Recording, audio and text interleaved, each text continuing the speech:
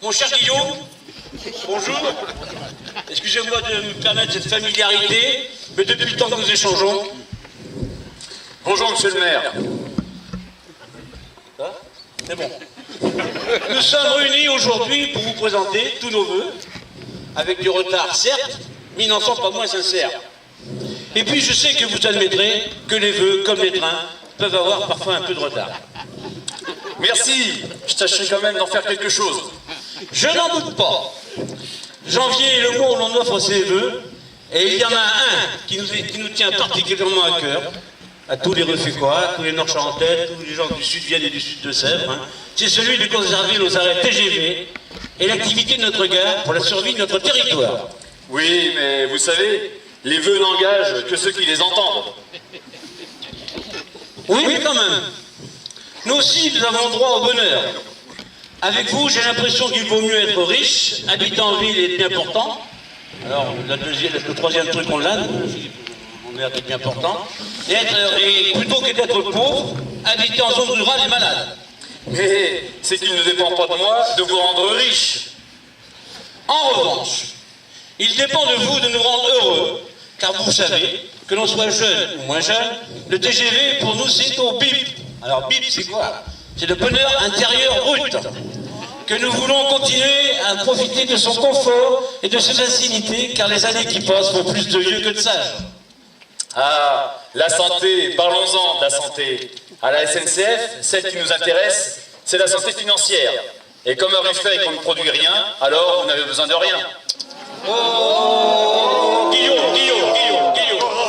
Guillaume, soyons sérieux. Ne prenez pas votre air hautain de Parisien des beaux quartiers. Connaissons vos petits secrets. N'est-ce pas, Pépi le Bref, comme on vous appelle dans l'ancienne institution? Pépi le Bref. Hein? Néanmoins, j'apprécie votre déroulement de carrière. Dans cette structure où vous y devenez directeur général le 25 février 2008, après avoir occupé plusieurs postes dans les grands groupes, suite à un parcours sans faute qui vous conduit à l'école alsacienne de Paris, de la maternelle en 62 jusqu'au lycée en 75. 13 ans.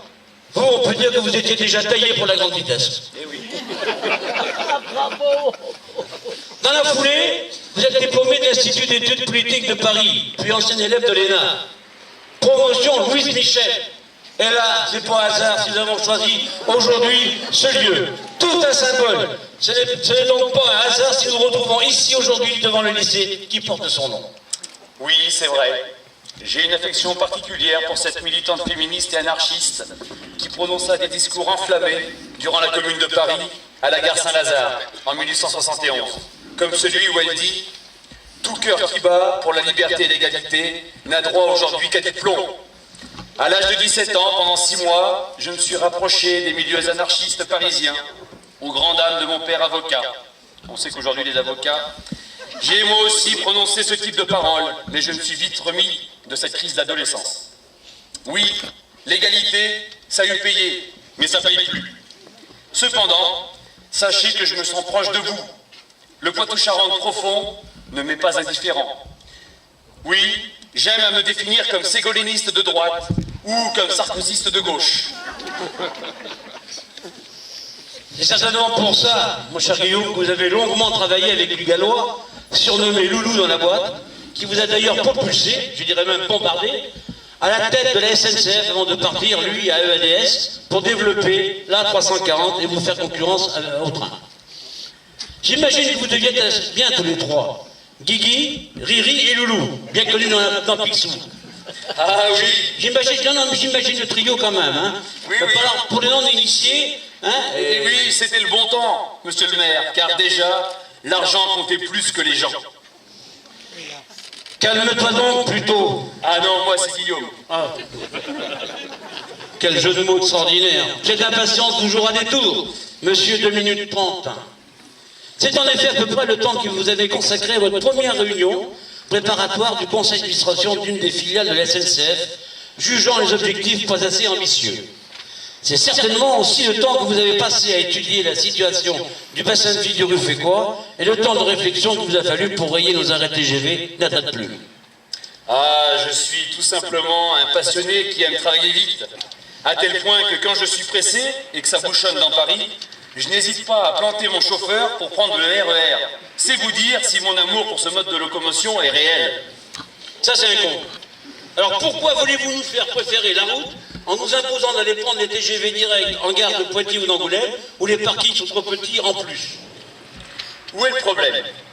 Je m'aperçois qu'il vous reste des arrêts de bus, et donc des bus.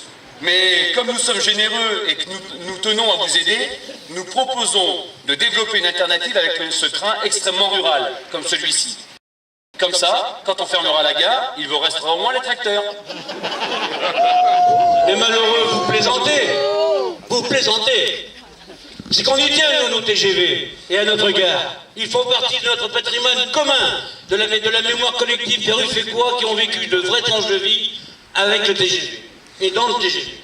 Tenez, ça me rappelle le jour où, entre Paris, Montparnasse et Bordeaux, Saint-Jean, un voyageur a fait tomber son portefeuille dans les toilettes et a voulu le récupérer. Mal lui en a pris, puisqu'il s'est retrouvé avec la main aspirée et bloqué dans le fond de la cuvette. Ça, c'est pas des blagues. Ça a été pris dans certains documents de la SNCF. Il a fallu l'intervention des pompiers montés à Ruffec, d'accord, pour découper le WC et évacuer le voyageur en gare d'Angoulême avec la cuvette coincée au bout des bras. Ouais, ben vous pouvez rire, mais ça, les caténaires, c'est pas possible. C'est vrai, vous avez raison. J'ai même reçu, en tant que président de la SNCF, un courrier de jeunes habitants du canton du Nord-Charente qui disait ceci. Monsieur le Président, nous vous écrivons ce courrier car le 4 novembre 2013, dans le TGV allant de Paris à Bordeaux, nous nous sommes rencontrés. En fait, nous avons entamé une discussion au sujet de ce train qui, à notre grande surprise, s'arrêtait à Ruffec. Ceci nous a permis de faire connaissance. Le 24 juin 2014, nous nous sommes mariés et nous avons donné naissance à notre premier enfant qui, pour faire honneur à la SNCF, s'appelle Micheline. Nous vous disons donc de tout cœur, merci d'avoir permis cette rencontre, notre mariage et tout ce bonheur de vivre à Ruffec. Merci Ruffec. Vous voyez, vous commencez à comprendre. Les habitants de Ruffécois sont tellement attachés au service public qu'il leur arrive même d'en utiliser plusieurs en même temps. Tiens, comme ce Ruffécois qui a écrit sur le registre des réclamations du guichet de la gare, c'est vrai aussi, pour contester un procès verbal pris dans le TGV qui le conduisait à Paris. En effet, monsieur le chef de gare, vous devriez interdire à la Poste d'installer des boîtes aux lettres dans la gare. L'une d'elles avalait mon billet que je croyais pouvoir y composter. C'est bien romantique tout ça. Moi je suis là pour faire du business. Pas de place ici pour la poésie et pour les sentiments. Il faut de la rentabilité. On veut se débarrasser de ces vieux TGV omnibus, notamment le 84-37. À tel point qu'un collaborateur qui sont tellement vieux, vraiment ils roulent mal, et à tel point qu'un collaborateur qui habite dans le coin m'a dit l'autre jour en arrivant à Paris, « Excuse, Pipi le Bref, je suis un peu patraque, mais notre TGV s'est comporté, à peu de choses près, comme un chalutier en mer du Nord. Même le barman a été obligé de boire pour calmer sa nausée. » Peut-être que pour le barman, il y avait peut-être une autre raison. Mais bon, à cela, mon cher Guillaume, deux remarques. Mais ceci ne nous regarde pas. Quand même. À cela, mon cher Guillaume, deux remarques. Vous êtes fiers de faire Paris-Bordeaux en 2 heures, mais nous, notre objectif, c'est de faire Ruffec-Paris dans le même temps. Et puis, jusqu'à aujourd'hui, ce TGV était la fierté de la SNCF, alors qu'à l'arrivée de la LGV, il devient encombrant. C'est bien ce qui fait dire que quand on veut tuer son chien, on dit qu'il a la rage. D'autre part, vous manquez sérieusement de mémoire à la SNCF. Où arrêterez-vous les trains quand, comme en 1996, le Verga avait bloqué ceux qui étaient en gare de Ruffec, avec 2400 personnes à s'occuper pendant 48 heures? Idem, en 99, avec la tempête qui avait couché les arbres sur les voies. Là aussi, 2400 personnes hébergées à nourrir pendant 48 heures. Vous arrêterez où? Je vois mes collègues élus qui sont là, à Montjean, à Landigny. Ils sont là en Daville, pas moyen de les secourir. Ils vont mourir. Soyez pas fataliste, monsieur le maire. Certes, les Ruffécois sont accueillants. Ont le sens de l'hospitalité, de la solidarité et celui du devoir. Mais ils ont aussi une très bonne mémoire. Alors qu'on devrait leur dresser une statue pour service rendu à la SNCF et à ses voyageurs, cette dernière leur supprime leur dernier espoir de servir en Ruffécois. Ça, ils ne supporteront pas et sont prêts à tout pour conserver leur arrêt TGV. Mais puisque vous voulez tout traiter par la dérision, je peux me hisser à la même hauteur en vous remportant les propos d'un passager qui est descendu en gare à Ruffec en disant « Ouf, notre train est arrivé à l'heure. Alors l'été, certes, sauf qu'on est en hiver, si je ne me trompe pas. Comme quoi le pire n'est jamais sûr. Je sais, ici les gens sont sympas. C'est pour ça, j'en profite. Tu vois, Bernard, mes collaborateurs m'ont relooké en dirigeant super sympa et moderne, avec le pins de la SNCF au revers du veston. Quand une caméra de télé me suit dans une gare, je fais mine de saluer les gens autour en souriant. J'adresse des saluts de la main, même s'il n'y a personne à la ronde. Et ça marche. Après, je peux faire ce que je veux. Et à grand renfort de coups de tableau statistique, ça passe comme une lettre à la poste. Sauf ici, je ne comprends pas. Après nous, vous les prenez un peu pour des couillons. Oh, enfin, tout de suite les grands mots, monsieur le maire. C'était en off. Oui, c'est normal. Ici, les gens sont combatifs et pleins de bon sens. Ils ont bien écouté Cédric Villani, médaille Fields de mathématiques, qui est venu en train faire une conférence à Ruffec en octobre dernier, qui a dit: il y a 3 sortes de mensonges. Les petits mensonges, les gros mensonges et les statistiques. Alors, on ne va pas entrer ici dans une bataille de chiffres. Notre bataille du rail, elle, est sincère, comme les gens d'ici. Car nous sommes sur un territoire authentique, avec de vrais atouts, culinaires notamment. Vous n'avez pas pour doigt, ça irait mieux, hein. Il est confortable ce train là, c'est fou. Vous voulez peut-être, monsieur le maire? Oui, j'ai remarqué, mon cher Guillaume, que vous êtes hyper équipé. Ah ben moi je suis ultra moderne. C'est ça les nouveaux dirigeants. Je suis encore au siècle dernier. C'est pourquoi nous allons vous adresser nos vœux en forme de menu gastronomique que nous vous invitons à déguster. Avec plaisir. Nous vous souhaitons, et vous souhaitons encore pour 2017, une bonne dégustation de notre menu mobilité. Une salade d'aiguillage avec sauce grande vitesse, un gratin de postérité accompagné d'un consommé de rame TGV, une tranche de désenclavement sauce bataille du rail aïe aïe aïe, un plateau de petits bonheurs variés partagés en famille sur le quai, un peu comme ça, et une pièce montée au chou d'amour du service public, le tout arrosé d'un vieux pinot, cuvée d'égalité entre les territoires. Une sacrée marque. Car nous le disons haut et fort, il n'y a pas de liberté sans mobilité, il n'y a pas d'égalité sans égarité. Nous voulons garder nos TGV. La bataille du rail. Aïe, aïe, aïe.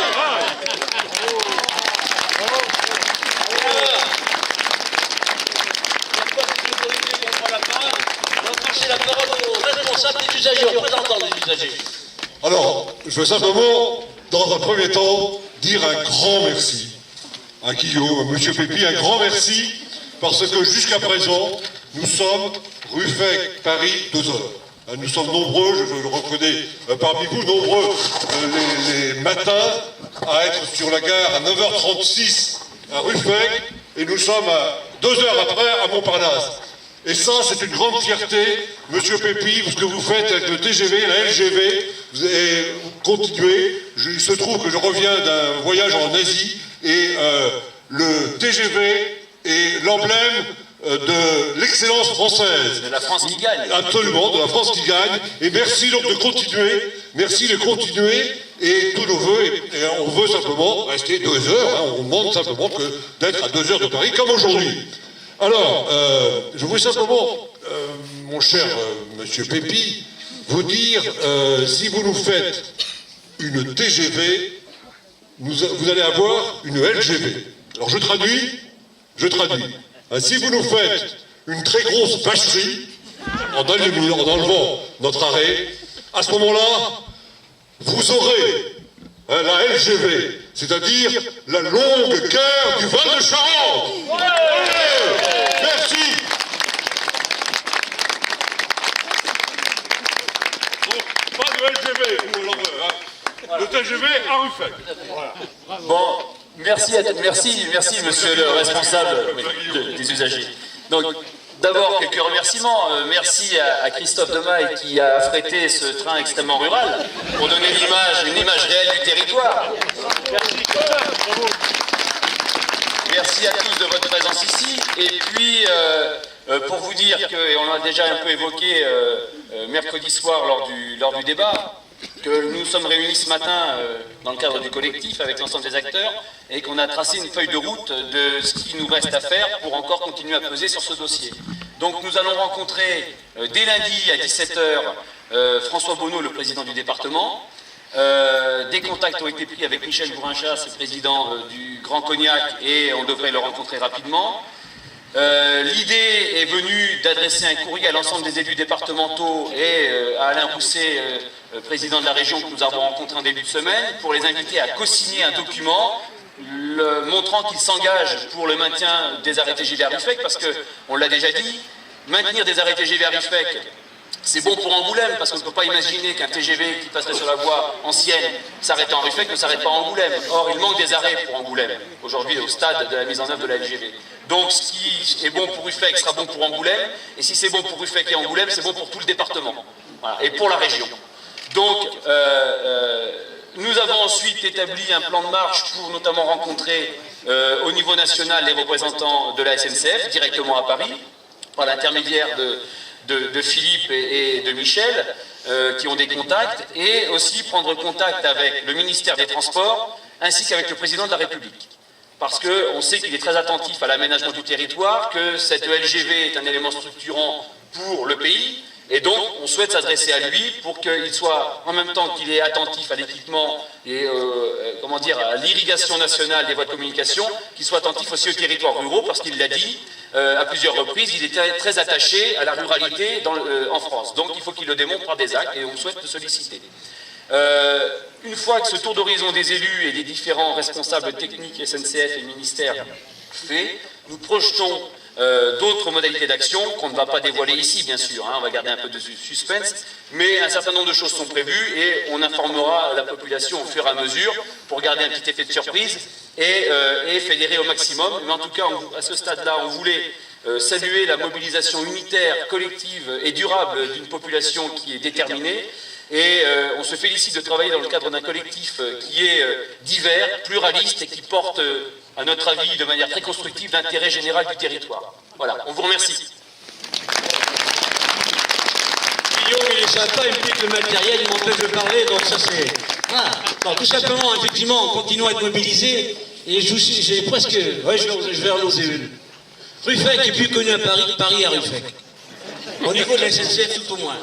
Parce que quand on leur dit Ruffec, ah là là, encore Ruffec, et de la part des cadres les plus hauts. Donc ça veut dire quand même que ce qui se passe ici ne les laisse pas indifférents. Donc je crois que c'est le moment d'enfoncer le clou. Nous avons rencontré les élus, ça nous sommes à peu près sûrs de les avoir tous avec nous. Hein, et maintenant, on s'attaque effectivement aux politiques, qui sont quand même une partie non négligeable dans la négociation. Et donc, Christophe vous a donné un peu la liste des gens qu'on souhaite rencontrer.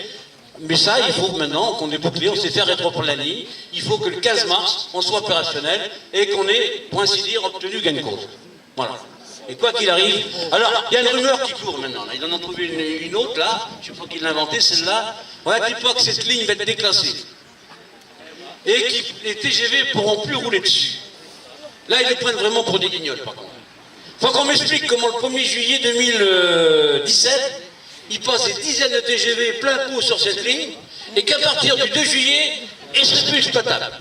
Donc ça, c'est un peu fort. Alors si on ne peut pas y aller en train, on ira à pied. Monsieur le maire, c'est le bug de l'an 2000. Oui, c'est ça. 5 ans de retard. Ouais, c'est ça. C'est même un gros bug. Donc, je suis tout à fait solidaire des propos de Philippe, qui représente les usagers. Si vous ne voulez pas une grosse vacherie, ne jouez pas trop à ce petit jeu-là. Voilà, merci. Et puis peut-être un petit mot de remerciement aux gens de la presse, la presse qui est toujours présente, même dans des conditions très très rudes et rurales. Et puis aux moyens logistiques mis en œuvre par l'UL CGT Ruffec sur la Sono et sur un peu en gros le soutien logistique de toutes les actions que nous organisons d'un point de vue matériel, mais aussi d'un point de vue sécurité. Parce qu'on l'a déjà dit, rassembler presque 500 personnes sur un quai de gare alors que le trafic n'est pas interrompu, c'était un petit exploit et on sait qu'ils ont été sur le pont et qu'ils ont assuré la sécurité de l'ensemble de la population et en prévoyant par des modalités de fonctionnement qui sont organisées au niveau SNCF, en informant en amont les trains et en régulant le trafic, donc on voulait les remercier. C'est pas fini, pour autant il reste 3 ans pour se battre, donc je sais qu'on peut compter sur vous. Ce matin, c'était simplement pour maintenir l'effervescence qui est nécessaire pour faire bouillonner notre action et l'emmener jusqu'au bout. Là, c'est un événement, effectivement, qui est par rapport à un arrêt beaucoup moins mobilisateur, mais au moins ça nous permet de vous tenir au courant de l'avancée du dossier et de vous apporter des informations qui ne sont pas forcément fantaisistes. Voilà. Merci. À bientôt, Ruffec. À bientôt.